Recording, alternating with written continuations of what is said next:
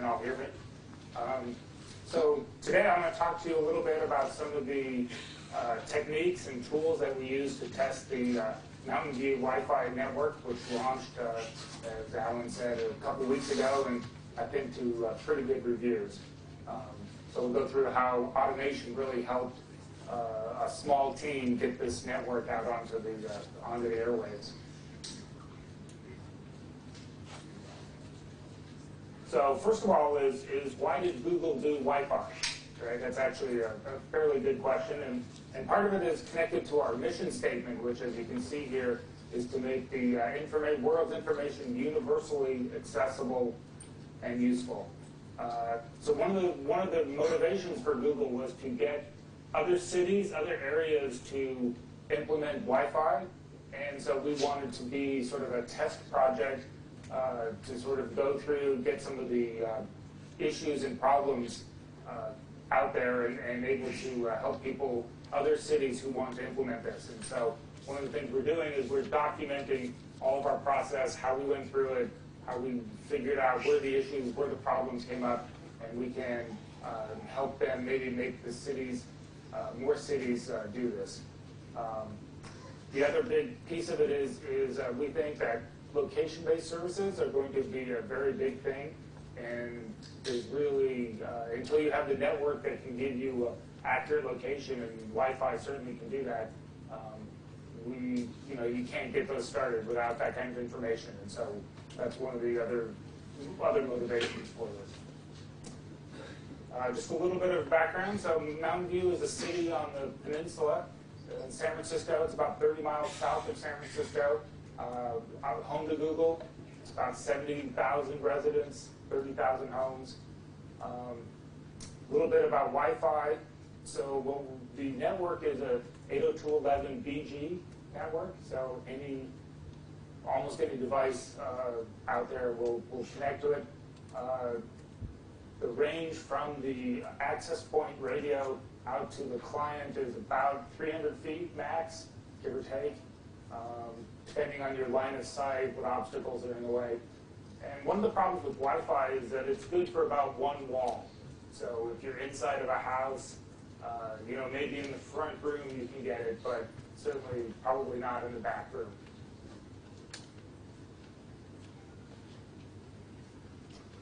This is just sort of a general picture of Mountain View, and as you can see, to the north of it is Palo Alto, which is another city on the peninsula, and then south of it is Sunnyvale. So it's basically one sort of continuous urban area. What you're looking at here is the yellow part is Mountain View itself, and I'll go into a little bit more detail, but the three red dots are the base stations, which are sort of central location points for the network. And then the square dots are gateways, which are sort of an injection layer. And then the round dots are actually the actual wireless access nodes. So here's a network diagram. Starting with on the left-hand side is the base station. The base station there are three of those, as I said, in the city. They're connected with fiber loop inside the fiber loop, and then they also have, as a backup, they have point-to-point wireless link. So we have, in case one of the fiber goes down or the wireless link goes down, we can switch between those. Emanating from the base stations is a point-to-multipoint wireless link, basically a WiMAX technology that goes out to a gateway. The gateway is a radio which connects back, obviously, to the base station, but then connects out actually to the mesh nodes. And those, as you can see in the diagram, the gateway there is the node with the red, and then it meshes or connects wirelessly to the other access points. And then the clients, the PDAs, the laptops, the Wi-Fi phones connect up to the AP nodes. So this is what a wireless node looks like. It's we chose Tropos as our vendor for the access nodes. It's a single radio. It's got 2 antennae. It's got 1 watt of transmit. A typical laptop is usually anywhere from 30 to 60 milliwatts. You can get some Wi-Fi repeaters, which would sometimes go up to 200 milliwatts. You can get some larger ones, which may go up to, I've seen up to 500 milliwatts. But these are actually 1 watt transfer. They're typically put on light poles because you want the access points to be high up, be able to have a coverage, and that's where power is too, right? For every board, it needs power. So there's not many, if you want something that's up in the air, there are not many other locations besides light posts. As a note, it can survive a 22 caliber rifle, just in case. So people like to take pot shots at these things.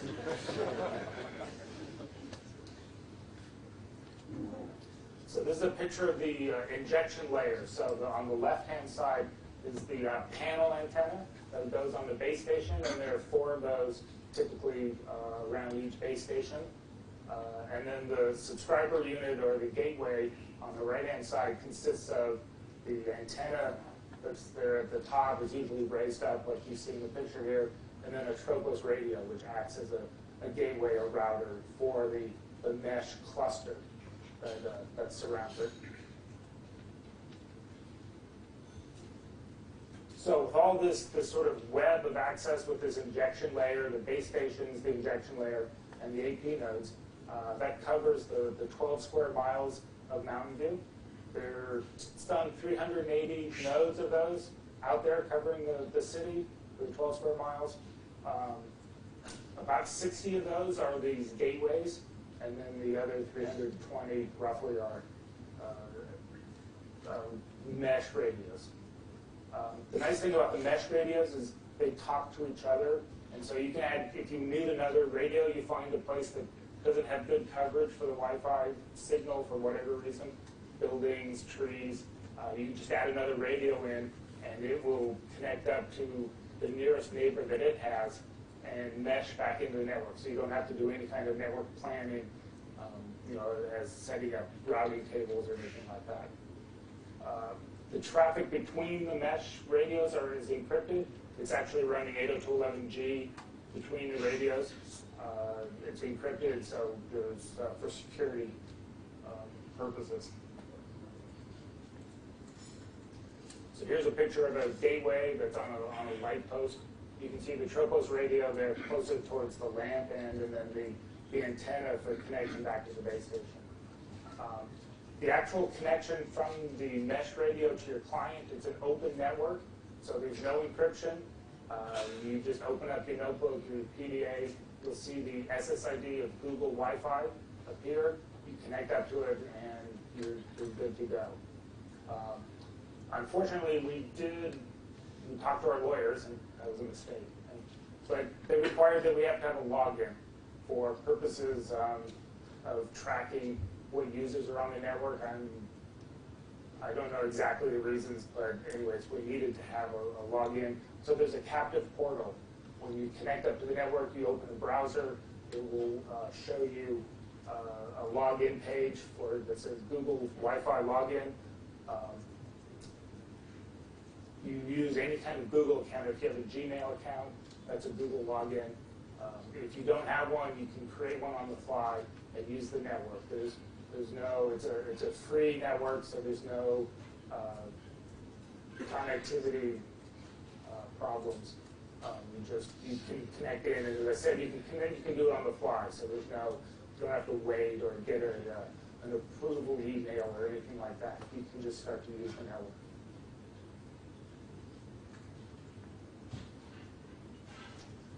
So as I mentioned before, one of the problems with Wi-Fi is that it uses fairly high frequencies in the frequency spectrum. So as you see, compared to some cell phones and some GPS devices. And this is one of the problems with why it doesn't go through walls very well, because of the high frequencies. So, and then sort of the same frequency levels are the satellite phones. So, and I don't know if you ever used one, but they also have problems. You can't be inside of a building and those kinds of things. So they have sort of some of the same access issues.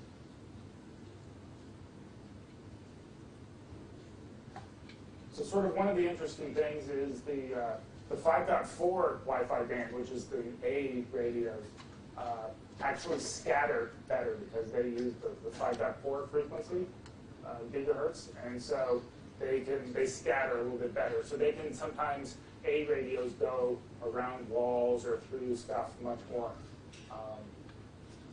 But that can also, the A band also has less power, has greater power dissipation. So for the same amount of power, the B radios go farther, but A radios can scatter better. So there's some trade-offs. And anyways, we went with the B radios for our client access. Just a little bit about redundancy in the network. So as I mentioned, for the base stations, the backhaul has a wireless point-to-point link, which we used gigabeam, which comes in there. You can get 1.2 gigabits per second link. Fairly expensive, but that's a pretty nice link. So that's our backup for the point-to-point radio links. The mesh radios, as I said before, are self-healing. So if a gateway goes down, they lose connectivity, they'll mesh with other radios that they can hear. Sometimes that'll give longer hops. So one of the problems with the network is each time you go through a mesh radio, basically you're cutting your bandwidth in half, right? Because you have to, because these are single radio nodes, they have to listen and then retransmit. So we don't want too many hops. This is why we have as many gateways as we have, and then the mesh radios connect up to them.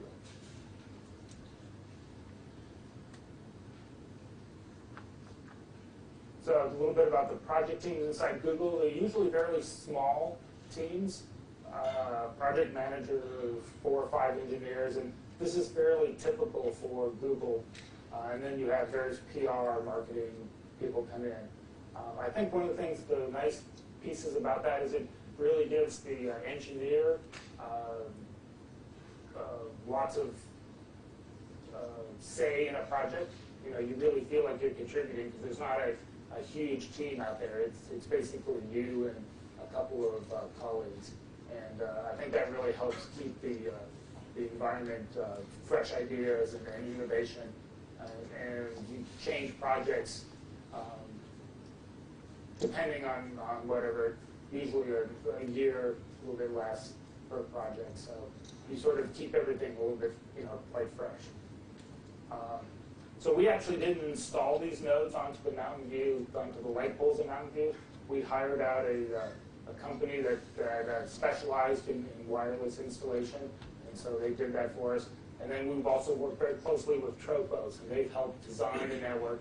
It turns out it's actually fairly tricky for a combination of where the light posts are and where you want to install these, where the buildings are, all sorts of other kinds of interference. So you need to sort of have some professional help when you do these installs. And then the Google engineering team, we sort of manage that whole process.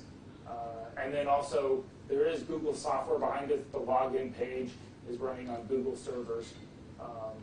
And the other pieces of the network are on Google software. So that's where the engineers came in. So testing. So when I came onto this project, I was told, well, we're putting up a Wi-Fi, citywide Wi-Fi, go test it. So, what do you do? So one of the first thing to do is you want to verify that the network is operating correctly, right? There's lots of different Wi-Fi devices out there. You want to make sure that they all can connect to the network so that you have good coverage. You want to make sure that the whole city, the goal of the project was to cover the entire city. So that was one of the pieces. And then also capacity, right? So, you have a number of users, maybe there's a downtown area, you've got 10, 15, 20 people in a block or 2 radius. Are they going to be able to connect in? Are they going to get good connection speeds? So those were sort of the 2 main things that we wanted to focus on. One of the things that we were initially concerned with was, what's called in Wi-Fi the hidden node problem, right? So because the transmitter is high up on a light post and is 1 watt, it can broadcast and listen to a lot of clients that are out there. But clients themselves may not be able to hear each other, right? So you've got on one side of the light post, you've got a small PDA client, and on the other side of the light post, maybe 200, 300, 400 feet between them, I've got a laptop, and they won't be able to hear each other, so they both start talking at the same time. This can cause problems, right? Because the transmitter or the receiver on the light post, hears both signals at the same time, and it causes interference. So you want to make this was, this is a well-known problem in Wi-Fi, and we were, worried that because the transmitters were so high up, they would hear such a large area that maybe they would be lots of interference and a problem. So that was one of the issues that we certainly talked about when I first came onto the project. So all the tests I designed were to look at that problem. So one of the things I didn't worry too much about was the coverage testing. So Tropos is a fairly well-known outdoor mesh radio builder, and so they've got several good tools to measure the coverage. And this map here is actually the latest coverage map. So once again, you can sort of see the outlines of the city. The blue areas are where they get what they're calling good coverage. So basically somebody took a radio in their car and they drove all those streets. They basically drove the whole city at about 20 to 30 miles an hour. You can't go too fast on those. So that was that was some issues as they were doing the network installation. They got stopped by all sorts of policemen and things like that because they were causing people flipped them off and stuff because they were driving too slow, I guess. Anyway, so I think the coverage piece was pretty well covered by the existing tools. So I really focused on the capacity piece, which was really, there weren't very good tools to do that, and that's where I thought I could really add to it. So as Alan was saying, my background is in enterprise level Wi-Fi, so inside of buildings and stuff. So the capacity problem there is much easier because, well, we're not sure. Maybe there'll be 20 people in this conference room. So you take 20 laptops and you walk into the conference room. It's not so hard. You're trying to do capacity on a citywide network. It's a little bit harder. You can't just get a bunch of engineers or a bunch of laptops and walk around the city. It's just not practical. So what I started thinking was that you needed some test devices that would be able to be sort of an autonomous test device that you'd be able to put out across the city and have them help you do these capacity testings. So the test devices had sort of the characteristics that I list out here. They need to be able to come up on their own, connect in, log into the network, register something so that somebody knows that they're actually there, and then be able to respond to some external commands, be able to run some kind of throughput testing, and generate some enough traffic to be interesting. And of course, always never too expensive because you've got to try and cover a whole city, and that can be a lot of units.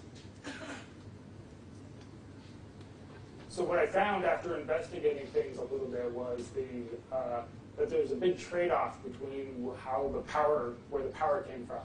So you could buy devices which you could put out across the city, just sort of out in the open. But those are a little bit more expensive, and those were the PDAs, right? So they were built for running off batteries with extenders. You could get maybe 12 hours of battery time on them. A little bit cheaper, we're taking some of these commercial wireless routers and converting them into test devices. And they've got a built-in wireless NIC. You can run a Linux distribution on them, and they're cheap and available. But there are certainly, obviously, parts of the city that they wouldn't cover. So those are the trade-offs that I found. So we actually went ahead and got some of each. As you can see, the top two pictures there are the Linksys wireless routers, the WRTG 54G on the left there, just the standard version. And then the one on the right is a little bit newer model that they had. And so I was able to take those devices, run a Linux distribution on them, and they then served as test points. The two pictures on the bottom, inside of that gray box, as you can see with the open picture, is a PDA. It's a Sharp Zaris PDA. The 5500 is the number, and you're able to, once again, there's an open distribution of Open Zaris, which I was able to load on those devices, and once again, they were able to function as autonomous test devices for me. So then the next question was, now that I've got these devices out there, what kind of throughput testing could I do on them? And there were several choices. There are some commercial tools like Chariot and several other well-known ones, and then some open source ones, things like iPerf and TTCP, TCP, things like that. So the problem with the Chariot, which I really actually would have liked to have run, was that there was an endpoint that would run on the Zaris, but not for the Linksys OpenWRT distribution. They didn't have a compilation for the Broadcom chip, the MIPS EL, which the Linksys runs. So in the end, I chose to use iPerf to run my test. Just a little bit about converting the devices. As I said before, it was actually fairly easy to download the binary distribution to each one of these and to flash it onto the devices. And then grabbing these modules, I was able to build a really pretty robust test network, test device that could do a lot. It had all the power of a Linux distribution with Perl using wget, and so it really satisfied all the conditions we had. One of the important things to note is each one of these distributions also had an SDK. So some of the modules that I wanted I could not find on the web, so I had to go compile them myself. So having an SDK available for each of these distributions was important to getting all the test tools I needed. Just a little note on the PDA. So the PDA is actually so there was an internal battery on the PDA, which gave, you turn the screen off, you can get about 5 hours of time on the internal battery. I found on the net the battery extender, which is that little black box there, which has 4 rechargeable AA's in it, and you're able to get about 5 hours off of that. I also found solar panels, which put on, as you can see in the picture there, and as long as there was light, that was available to run. So what I found I did was I would take these devices out in the morning, put them out, spread them around the section of the city that I was going to test. On the PDA side, for the ones for the Linksys ones, I would either try and find some businesses nearby that would allow me to put these in a window or something, so it didn't go through too many walls, but still had an inside with a power source, and then was able to test the network using these devices.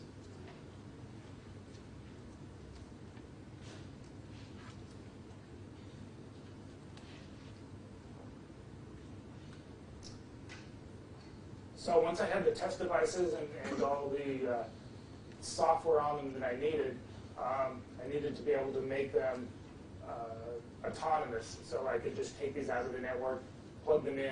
I didn't have to, if they rebooted or somebody unplugged them, they would come back up as they were needed. So basically I took these Linux distributions and modified the startup so that they would try and come up, they would try and connect to a network, and then keep trying. So, you know, if they were plugged in and they were in a location that couldn't quite connect to the network, then they were able to move them and get them to actually connect up.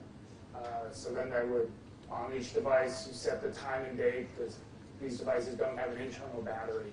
So you need to get a correct time and day, which is important in testing. Open up the firewall, set up a netcat listener on them so that I could send them commands remotely, and then register. This is sort of one of the things I think that was really worked out in this network was as each device came up, it had a URL that it would go visit with its internal name, the IP address it had, and the MAC address, and register that with a central server that was in the wired network. And that allowed it to, when I got back to my office, I could look at the server, see all the devices, get the IP address, because every time these came up, right, they had a different IP address, and then start and be able to use them. So actually running the tests, I would take the test node file, check to see that the node was still alive, see if it would accept a command, try and see if a previous test was running, if there was another instance of iPerf, make sure that it was only one iPerf was running at a time, and then start the IP server. So I've got some more details on that. So to get the devices to come up, as I said before, for the Mountain View Wi-Fi, there was a login that was required, and to make it so that that devices wouldn't log into the network just sort of by themselves. It was a two-stage login. So I needed to use, first of all, I was using HTTPS, so I had to compile a version of wget, or the latest version of wget, which has the SSL library in it. And then I had to be able to use, from the command line, to use wget and then to save cookies, so that when it got cookies back from the server, it would save those off in a file, and then I would be able to send them back out for the second wget.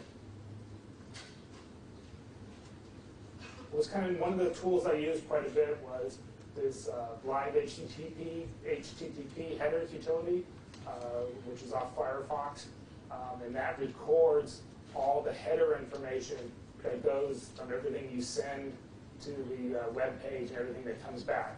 And so that's how I was able to get all the information that I needed for the wget. And you can see that's in the post file there.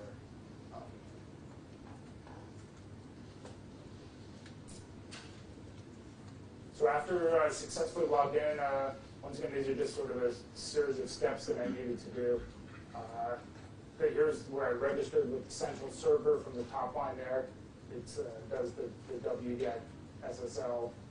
And as you can see, I give it a URL with some parameters that I put in by hand, or put in by the script. And that actually then created a log of all the devices all the test devices that were on the network. All these devices all have IP tables running on them, so make sure that bad stuff doesn't happen.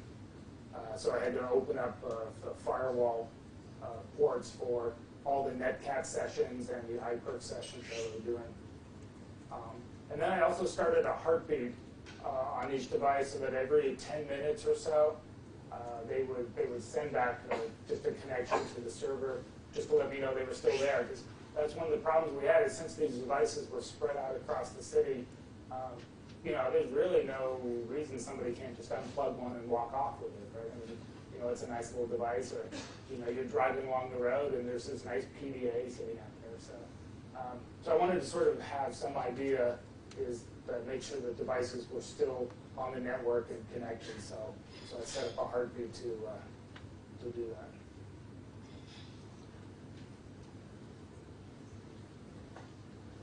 So then I did a data run. So here's just a typical data run. So it initializes on the server, runs once all the servers have been initialized, meaning that the iPerf server was started on them. Then I ran the iPerf client, which is on the network side of the network, the wired side of this network. So I run an iPerf client down to each device, and this particular run was running UDP. So I ran both UDP and TCP tests on the network. And this one, as you can see, is length 1350 packet size. So the tests, of course, ran all sorts of varied packet sizes and different bandwidth. This one is running just 50K bandwidth. So that was more, this was to sort of simulate maybe what a small connection like a PDA or a phone might use. And then we also, of course, did much larger connections, bandwidths. So then the test would run. You can see sort of each instance there. They would report back the timings and how many packets they saw. And then iPerf is kind of nice. At the end of the run, it will tell you, so you know how much you saw from the client, how much you actually sent. At the end of the test run from iPerf, it'll send back what did the server see. So then you can compare those numbers and see. And then that's at the bottom there. I show some of the results from what the server actually shows back. Shows how many packets lost. Here's how many I sent, and then how many was lost. It also shows them out of order. So if any of the packets came back and were out of order, we would see that too.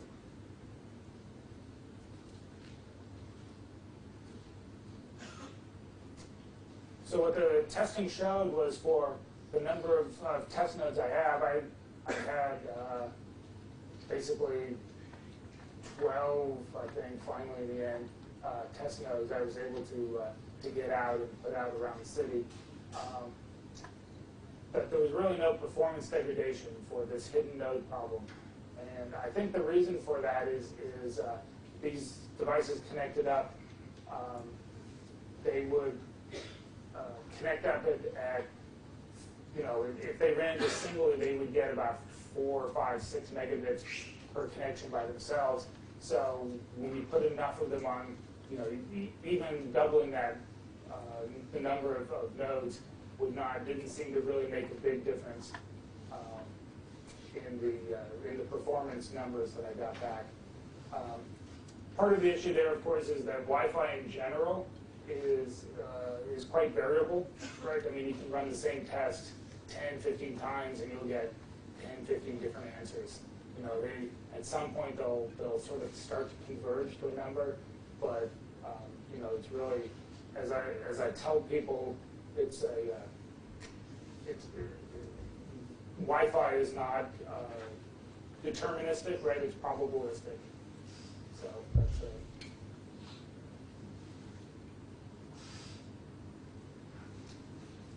So hopefully I've shown that I was sort of a one-person team on this project for this piece of it.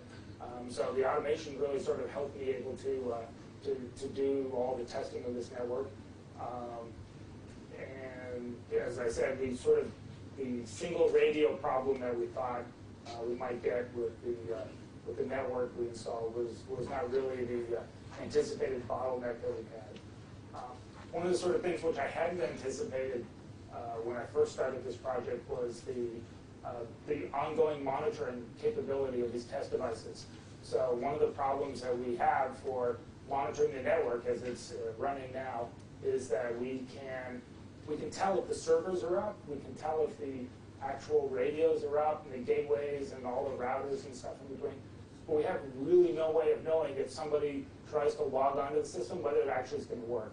Right? There's sort of too many variables, and just monitoring the individual devices themselves doesn't give you the whole picture. Right? There's really no substitution for actually having a device that can connect up to the network, log on to the network, and send some kind of device. So these devices that I created for doing this test are being used for helping to monitor the network and to make sure that it's actually a live, a live network that people can get on it, and we don't have any unknown problems in it. And it's cost effective. So one of the things that, I got the Linksys routers, you can get on eBay. The PDAs are also, I think they definitely come out with newer versions, but I'm not sure that they're still selling them new, but you can get them on eBay. So these were, devices that PDAs cost $150 to $200, and the Linksys routers were anywhere from $50 to $60. So this was a fairly cost-effective network as compared to some of the initial designs we had, which had sort of small computers running, and those were going to be $1,000 a piece kind of thing, laptops maybe, or something along those lines.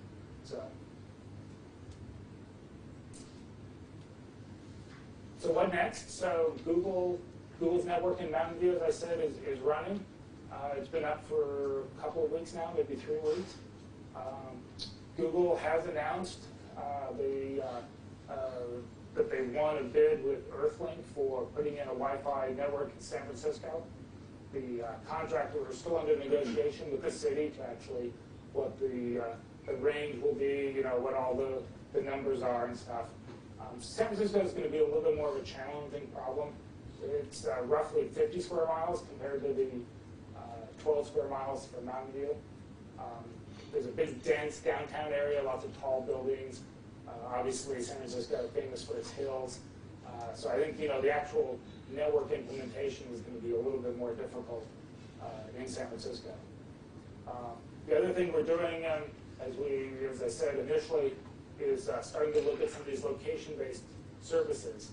So, we're definitely talking within groups within Google for getting input from the mobile data, from Wi-Fi, even from fixed IP, so we can start to get data available for some of these really cool location-based apps that people have always talked about, but we've always said, well, wouldn't it be nice if we could do this? So hopefully we can start to get the infrastructure there so that people can do that. Obviously, there are a lot of security concerns with location data, so you have to be even more careful than you are with their search information, right? So people are very touchy about that. We have to. That's definitely a big concern that we have to make sure that we pay attention to. So that's it for my prepared remarks.